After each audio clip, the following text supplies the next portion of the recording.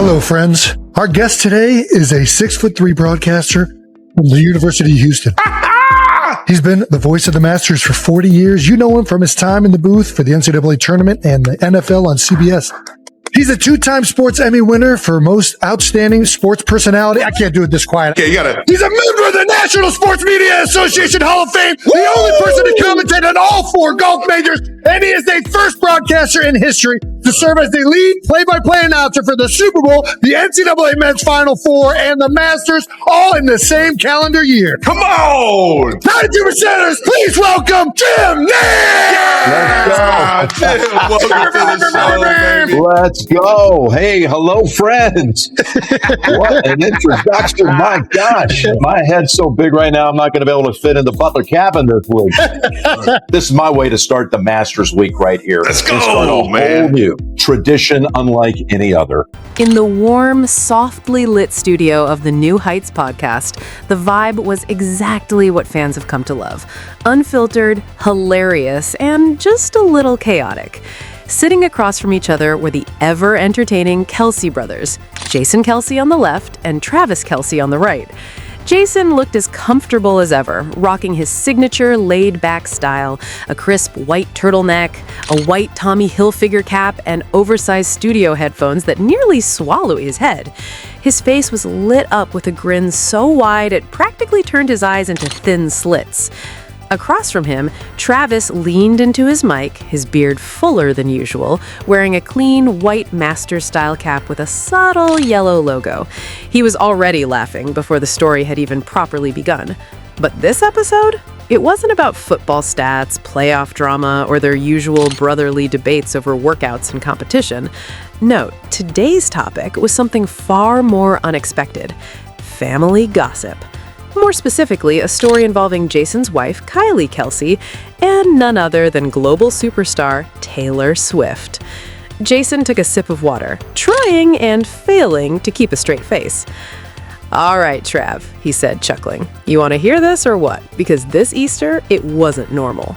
Travis raised an eyebrow, already smirking. "What do you mean, not normal? Don't tell me you ran out of chocolate eggs or something." Jason shook his head slowly, building the suspense.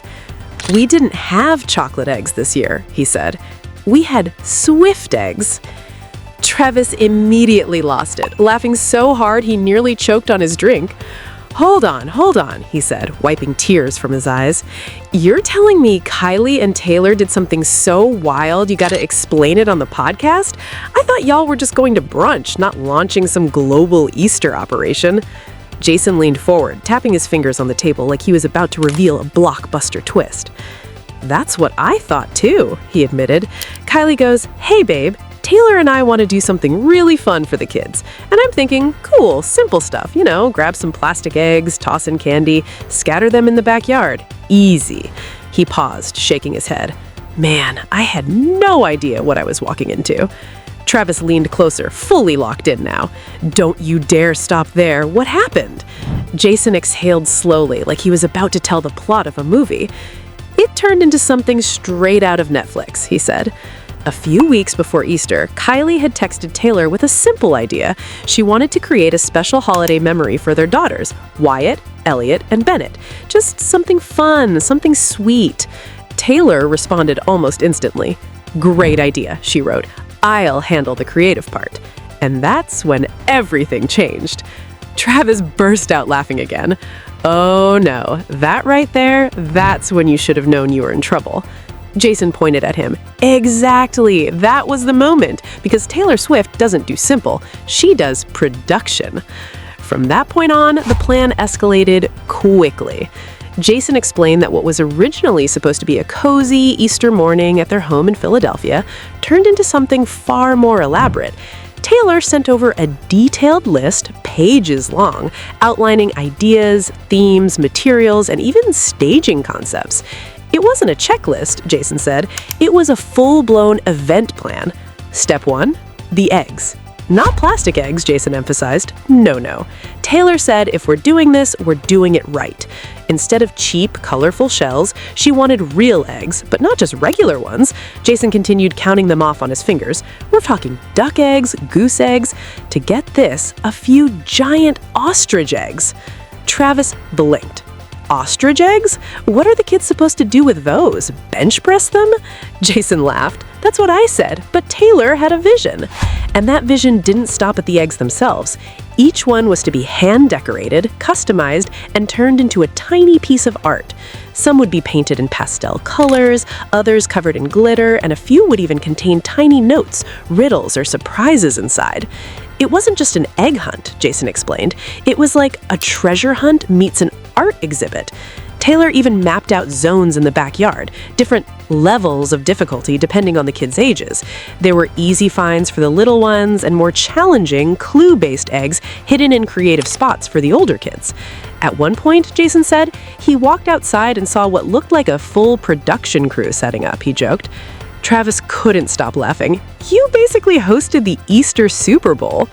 And I wasn't even the MVP, Jason fired back. Taylor and Kylie ran the whole show.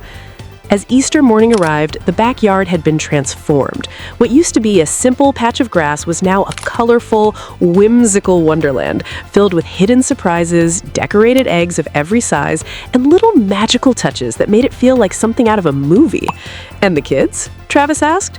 Jason smiled. They lost their minds. Best Easter they've ever had. In the end, what started as a small idea turned into something unforgettable. Not because it was extravagant, but because it was thoughtful, creative, and full of joy. Travis leaned back, shaking his head. Man, he said, still smiling, only you guys could turn Easter into a full-on Taylor Swift production. Jason laughed. Hey, I'm just along for the ride, brother. And with that, the two brothers dissolved into laughter once again, another unforgettable moment from New Heights, where even the simplest family traditions can turn into legendary stories.